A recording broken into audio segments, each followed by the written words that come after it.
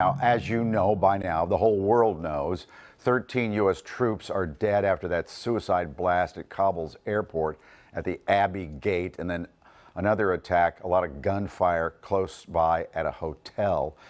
Also, 95 Afghans lost their life too.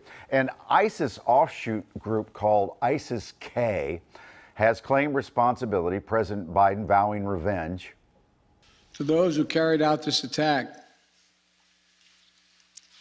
as well as anyone who wishes America harm, know this: we will not forgive. We will not forget. We will hunt you down and make you pay. National security and terrorism expert Jack Tomarchio joins us now. Jack, thank you for being with us. Gonna make them pay. I would think if we're gonna make them pay, this ISIS-K, it would happen fairly quickly because we do know where they are. This group's been around quite a few years now. ISIS-K is a ISIS offshoot. It stands for ISIS Khorasan, Mike. Mm-hmm. And these folks are not friends of the Taliban. In fact, they have actually fought.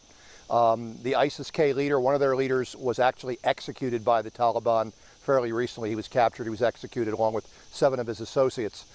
They believe the Taliban are not sufficiently conservative and radical for their likes, so they're not going to be friends, and there's going to be possibly some more internecine rivalry within Afghanistan. You're probably right. If we're going to make a hit on these guys, we're going to try to do it fairly quickly.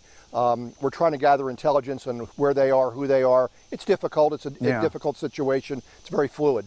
Now, would the Taliban actually go for revenge as well as the United States? Well, the Taliban have their own axe to grind, certainly, and there's going to be a power struggle internally between the Taliban and ISIS-K and even other groups that are in Afghanistan. There are other groups, smaller groups, ethnic groups, so there's going to be a real soup of problems there between all these rival groups. If the Taliban decide to eliminate ISIS-K members, it won't be because of us, it's because of their own internal reasons. Mm-hmm. You know, I think the United States has killed off a couple of the leaders of ISIS-K over the years, too.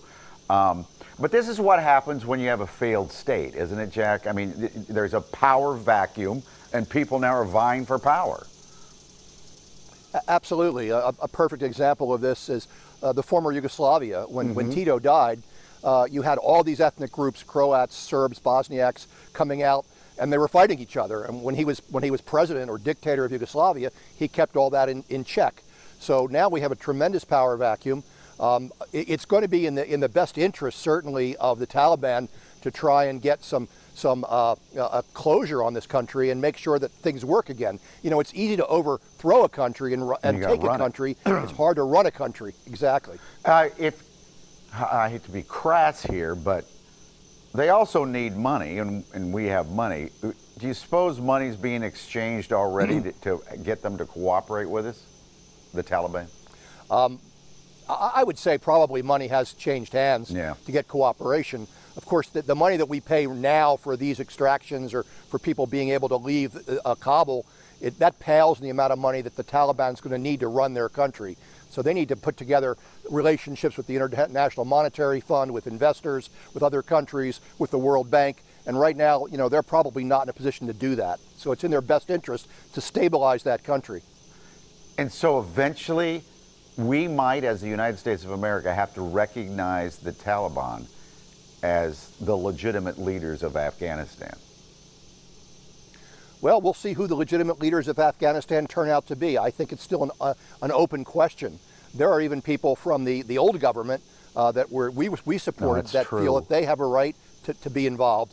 So I think we have a sustained period of instability in Afghanistan, and how it plays out, really, it's anybody's guess right now. What do you think that we can go past the deadline? I mean, some people are saying, stop the evacuation now because it's just too darn dangerous. What do you think is going to happen Tuesday? Well, there's going to be 2 things that are going to happen. One, Americans are going to have to leave. And there's going to be a point in time when we do shut down the evacuation process so the 82nd Airborne and the Marines can get their gear and get their people and get them out of there. However, I do believe there's going to be a time, and a continued time, that we're still going to see extractions we're still going I to see think so, people too. coming out. Maybe And in a it might be in covert a covert basis. Yeah, absolutely. Yeah, exactly. Okay, Jack, have a good weekend. We'll probably talk to you early next week. Appreciate it. Okay, Mike. You got it.